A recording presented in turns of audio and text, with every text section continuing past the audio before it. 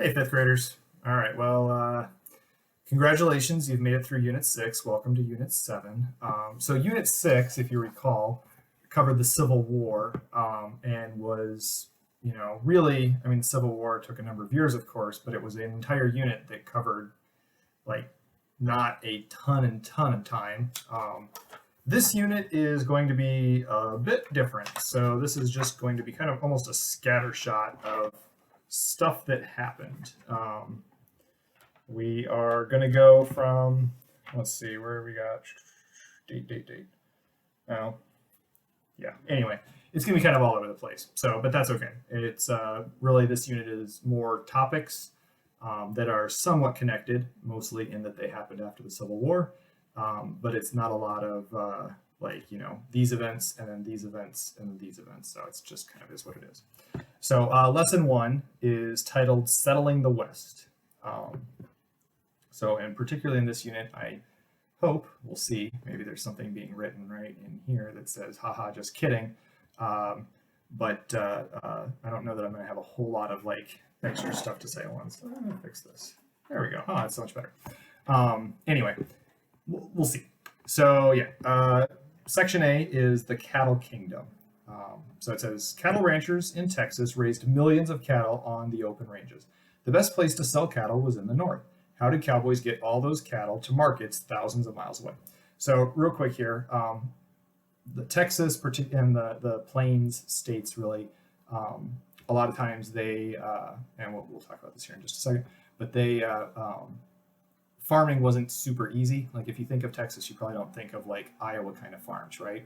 And even people who first were moving to Iowa didn't really think of Iowa as Iowa type farms at the time. But they used this land a lot of times for raising herds of cattle. But of course, if you and everybody around you has, hundreds, if not thousands of cattle, there's nobody to sell it to, right? Everybody's got cows. So you don't need that. But to the north, they are not raising thousands and thousands of cattle. And so that's where the market is. At this time, you can't just, kill your cows, stack the meat, put it in a truck, and ship it off to wherever you need to ship it to. Can't put it on an airplane. Can't even really put it on a railroad that goes north-south. And so really what they did is they had cowboys, guys who would ride horses, and they would take these herds of cattle up to the north where then it could be sold up there. So that's kind of what's happening here. All right, so cowboys went on long journeys called cattle drives. That's one of your vocabulary words, is cattle drives, to guide cattle from Texas ranches to the railroads in Kansas. From there, the animals could be shipped east by train. In most cases, the cattle were sent to Chicago, Illinois, where they were prepared for sale. That means killed. Cowboy life. Cowboys spent months on the trail, traveling hundreds of miles. They faced bad weather, cattle stampedes, dangerous river crossings, and occasional attacks from Native Americans. Nat Love was a well-known African-American ranch hand. According to Nat Love, quote, "The test of a cowboy's worth is his nerve. He is not supposed to know what fear means, and I assure you there are very few who know the meaning of that word." And so there's a picture of Nat Love, by the way, right there. The end of cattle drives. So we started talking about it, now they're going to end. Sometimes cattle drives faced more than bad weather or attacks from Native Americans. Many farmers refused to let cattle across their lands. Because, of course, if you have a farmer and he's trying to grow, whatever crop, let's say corn, having 500 cows walk across his cornfields, not very good for his cornfields. So obviously they'd be a little upset about that. Some states passed laws preventing cattle from crossing state borders. Since railroads had begun to reach south into Texas by the late 1800s, ranchers soon began shipping their cattle by train directly to Chicago from railroads near their ranches. So now cowboys aren't quite as necessary, and because they can just ship it a lot easier on the railroad. All right, so the Transcontinental Railroad, and I'll hold this up here. I know you won't be able to see it really well here. So we've got over here, this is Reno, so this is like Nevada. Promontory Point, that's Utah. This is the Salt Lake here. Okay, so this is Utah area. And then it goes across. This is Laramie and Cheyenne. So this is Wyoming here, all the way over to Omaha, which you guys should be a little more familiar with. All right. So this is the Transcontinental Railroad. After the 1848 discovery of gold in California, there was a greater need for a transcontinental railroad, which is a vocabulary word, or a railroad that crosses the continent. Okay, so up until this time, of course, if you wanted to get from, wherever, let's say Chicago, all the way over to California, where there's this gold rush going on, though, of course, by the time you get out there, a lot of the gold rush is probably over. But traveling that western route, you had to do it by horse, wagon, maybe walking, all that sort of thing. And this takes a very, very, very, very long time, like months and months, and it's very dangerous. And, there's people who are starving, getting sick, all that stuff. And so having a means of doing that trip much quicker and easier is a big deal.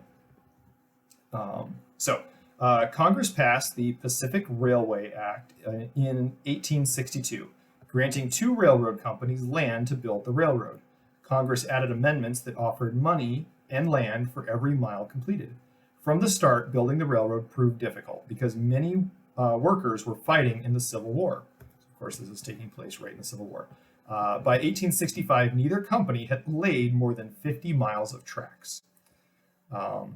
And so we're going to talk about these 2 railroads here before I go into the last little section about the Transcontinental Railroad. So the 2 railroads were the Central Pacific Railroad and the Union Pacific Railroad. And in your packet, one of the things that it's going to ask about is dangers and obstacles that they faced. So, but again, kind of looking at the book here, so we've got the Central Pacific Railroad on this side, we've got the Union Pacific over here. So the Central Pacific was led by a man named Charles Crocker, and it started in Sacramento, California. So labor, 9 out of 10 of the workers were Chinese immigrants. Of course, California, being on our far west coast, is the closest to China. So any Chinese immigrants who were coming into the United States tended to hit California, and at least, that's where they started from. Some of them spread out, though a lot of them kind of stayed in that California area. And then this railroad company needs to hire workers, and so 9 out of 10 of the people who are working there are Chinese. So dangers and obstacles. The Central Pacific Railroad made slow progress because workers had to cross the Sierra Nevada mountains. Chinese workers blasted tunnels through the mountains using gunpowder. Thousands died from explosions, freezing temperatures, and avalanches. So again, if we kind of look at this map here, so here's Sacramento, California, and just, the first little leg of it, they've already got to go through this mountain range, right? And they're going to come along here. When they get to Utah, of course, the other group coming over, they also there's a lot of mountains in Utah, so they also are going to have mountains that they have to get through. You've got the Sierra Nevada mountains here, and then you've got the Rocky Mountains over here. And it's, one of those things that if you're trying to build, roads or railways or whatever, traveling west, you've got to deal with the fact that you've got these large mountain ranges that you have to get through. So the Central Pacific Railroad, of course, had to make tunnels because it's very difficult to run railroad tracks up the sides of cliffs and things like that. And so consequently, the easier way, or the way that they chose, is just to go straight through the mountain. And so even today, there's still these tunnels through a lot of these mountains, and you also have tunnels for cars and things. But so that was one of the major obstacles that they had to deal with. So great achievement. On April 28th, 1869, Central Pacific workers laid 10 miles of track across the desert in 12 hours. This was an all-time record. So they're going across that kind of southwestern desert, and 10 miles of track in 12 hours. That's a lot of track in 12 hours. I don't even know if you guys could probably, it'd be pretty hard to even run 10 miles for some of you guys in 12 hours, and they were laying railroad tracks. So anyway, so now on the other side here, we have the Union Pacific Railroad. That was led by Grenville Dodge, and its starting point was Omaha, Nebraska. So labor for them, many were Irish and German immigrants who were paid low wages but received food and shelter.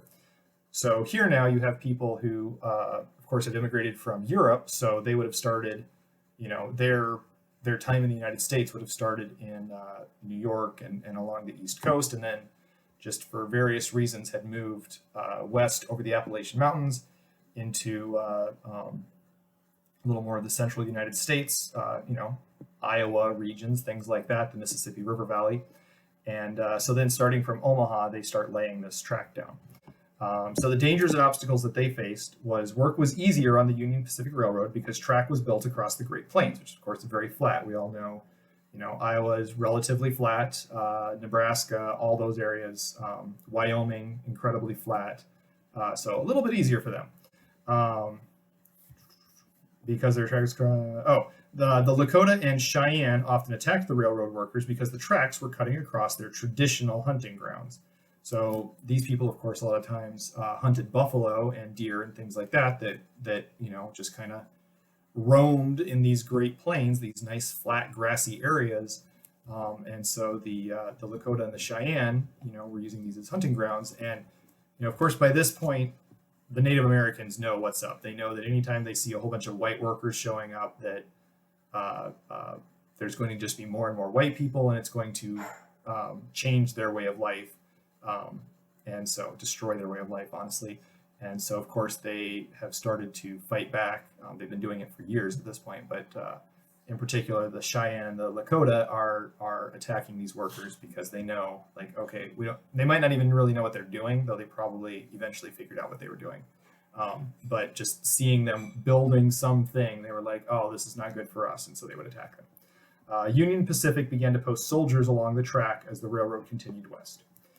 So their great achievement, Granville Dodge had been a general in the Union Army. He organized his work teams like Army units. They were able to lay track more quickly than the Central Pacific Railroad. So if you kind of look at this map here, so here we have Omaha, and I don't know how accurate this is necessarily, but the distance from Omaha to Promontory Point, which is just a little bit north of Salt Lake City, Utah here, is a lot bigger than the distance from Sacramento to Promontory Point, right? A little shorter distance. But of course, these guys really, for the most part, did not have to go through mountains until the very, very end. Whereas the Central Pacific Railroad had to start off going through mountains and then had to deal with like nasty deserts and things like that. So they had a harder time. Okay, so that's the two railroad companies. Now we have the Golden Spike. So finally, after 6 years, the Union Pacific and Central Pacific Railway met at Promontory Point, Utah. The tracks were joined by a spike made of gold. 5 days later, train services began. Ticket prices were $111 for first class, $80 for second class, and $40 for third class. The trip was uncomfortable, but it now took 1 week instead of many months to travel from New York to San Francisco. So, of course, this is a major change in people's lives who are wanting to make this trip. This is super, super fast compared to what it used to be. So I used to live just outside of Salt Lake City. My dad was stationed in an Air Force base there. And so I've been to Promontory Point, and they do have a golden spike. However, it's not the real golden spike. I'm not 100% sure what happened to the original. I don't know if they it was a big ceremony. They had lots of people there, of course, taking pictures and stuff, pounding in the golden spike. And I don't know if they immediately took the golden spike out and then replaced it with a regular spike or not. But I think the original golden spike has been lost somewhere, maybe just got melted down and given out to people as gold coins or something like that. But we don't have the original golden spike, I don't think. And if we do have the original golden spike, then it certainly is not currently in the railroad tracks. Like you couldn't go there and pry that spike out and be like, ooh, look, I'm rich, I've got a whole bunch of gold. And it doesn't work that way. All right, so we are section C here, which is homesteading on the plains. For many years, people thought that farming was impossible in the dry region called the Great Plains. Then, in 1862, President Lincoln signed the Homestead Act. Under this act, a head of a household who was at least 21 years old could claim a 160 acre piece of land and had to pay only $26. People who claimed the land under this act became known as homesteaders. Eventually, 270 million acres, about 10% of the area of the United States, was settled under the Homestead Act. So people were getting large tracts of land for very, very, very cheap. And so this was, kind of like the one of the original draws of the United States, of course, was people who were living in Europe. It's very hard for them to purchase and own land, but they could come to the United States and get land almost for free. Not really, but sort of. It was much cheaper, of course. Cheaper than impossible. And then, of course, as the United States became more populated, in particular in the eastern coastal region, it got a lot more difficult. So people started moving into the Appalachian Mountains, which of course caused issues with Native Americans as we pushed west. That continues into this, of course.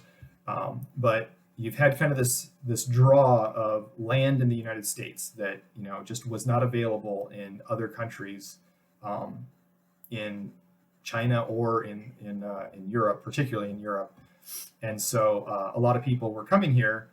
That draw of being able to own your own land, have your own home, that sort of thing, not be under, you're not under anyone. You are living, by your own means, basically. You don't have to give any of your crops to someone if you don't want to, aside from selling it. So that was a big draw for the United States. Again, as it gets more populated, we kind of lose a little bit of that, but then now we have these central plains that are not great farmland initially, just because it's so difficult to break up the dirt, which we'll talk about here in just a second. But if you're going to sell land for $26 for 160 acres, people are going to take it. And those people who took it and were able to hold on to it for long enough, found ways to farm it, found ways to use that land, and had the chance to become relatively wealthy anyway. Certainly were better off than they might have been otherwise. However, life was really hard, as we'll talk about here in just a second. In fact, the first sentence is, life on the plains, life was hard for homesteaders. There were few trees for lumber and little water on the plains. So a lot of times when you travel around here in Iowa, you'll see like clumps of trees and stuff. A lot of those trees were not here. They were brought by settlers coming into this area. In particular, the trees that like you tend to see around farmhouses, and you see a whole bunch of trees around them. It's just to break up the wind. But when people first moved out here, there was nothing like that. So those winds start blowing and they just blow and you just have to deal with it. Anyway, in the cold winters, which they're cold, bitter winds whipped snow into drifts high enough to cover houses. We don't see that so much anymore. I'm sure that's a climate change kind of a situation. But back then, and even into the 1950s and things, my dad has told me about stories. He lived in South Dakota.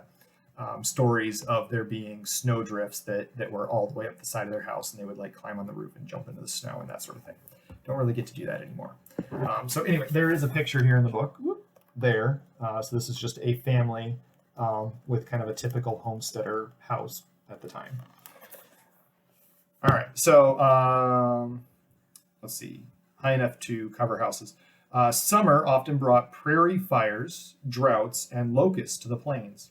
Even the land itself seemed to fight the new settlers. They called themselves sod busters because of the tough ground called sod they had to break through to plant crops. Because there was no trees for wood, homesteaders made soddies, or houses built out of sod they removed. So they would take these mud clumps, kind of almost clay-like, which if you guys have ever dug in the mud here in Iowa, you can find those pretty easily.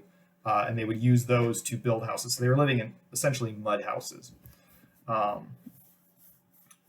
They also used tough prairie grass to strengthen the walls and roofs. So it was mud with grass mixed in. Farming the plains became a little easier in the mid-1800s when Scottish immigrant James Oliver invented the chilled steel plow. So chilled steel is chilled-steel, so it's a type of steel. Chilled steel plow. This new plow would not crack or break if it hit a stone. So of course, as you're trying to dig up the dirt to loosen it up so you can plant your seeds and things like that, with the tools that they originally had, if they hit a stone, it could potentially break the plow. Certainly, it could crack the blade and that sort of thing, and made it less effective. But this chilled steel was stronger, more sturdy, and so when it would hit stones, it could deal with that impact. So African American settlers. After Reconstruction ended in 1877, many African Americans felt that the only way to be truly free was to leave the South. The end of Reconstruction also meant the end of federal protection for African Americans in the South. As you remember from Unit 6, we talked about in that last lesson that we got to the point where basically the Reconstruction just kind of ended. It did not like, oh, we've reached our goal of African Americans are not only free but are also have equal rights, equal protection of the law, even if a lot of people were still racist and didn't think that they were as good as white people. But at least like they were protected equally. First of all, Lyndon B. Johnson. Sorry, that's not the right one. Andrew Johnson was very lenient on the South and let them kind of get away with a lot of things. And then, in addition to that, after Rutherford B. Hayes was elected, it was kind of that contested election, and Rutherford B. Hayes basically said, "Hey, Southern Democrats, vote for me, and I'm going to end Reconstruction and I'll pull federal troops out." And they were like, "Yeah, totally. Okay, we're going to vote for that guy." And consequently, without federal troops protecting them, that sort of thing, African Americans could be treated however they wanted to treat them. They had the Jim Crow laws and all that sort of thing. So life got really tough for African Americans in the South following the end of Reconstruction. Even before Reconstruction ended, it was tough. But at the end, when all those federal troops get pulled out, it gets bad. And so consequently, a lot of them feel like they can't stay in the South and ever really amount to anything. They're essentially going to just stay slaves if they stay in the South, and they're not wrong. So anyway, the end of Reconstruction also meant the end of federal protection for African Americans in the South. Henry Adams, as an African American leader from Louisiana, encouraged African Americans to move to Kansas. And I believe... Nope, guess that's not on there. Okay, just kidding. I was going to say that might be a question on there, but it's not. People who followed Adams' advice called themselves exodusters. So Exodusters. So exodus, like to leave a place, exodusters is what they called themselves. An exodus is a journey to freedom. Thousands of black families from the South journeyed what became known as the Kansas Fever Exodus. Now, this is not fever like, oh, they're sick, but this is fever like, kind of like the gold rush fever, people wanting to move to California to get gold. This is people, African Americans, wanting to move to Kansas to get out of the South and to better situations for themselves. Many exodusters faced hard times and poverty or a lack of money and property, just as they had in the South. Despite these hardships, Kansas's black population continued to grow. All right, so that's the end of lesson 1. Again, like I said, I didn't have a whole lot of extra little tidbits to add, maybe a few, but not too many. Relatively straightforward lesson. I will include the answers to the Unit 1 check understanding and vocabulary at the beginning of lesson 2. But I hope you enjoyed this, and I hope you guys are all doing well, and I'll talk to you later.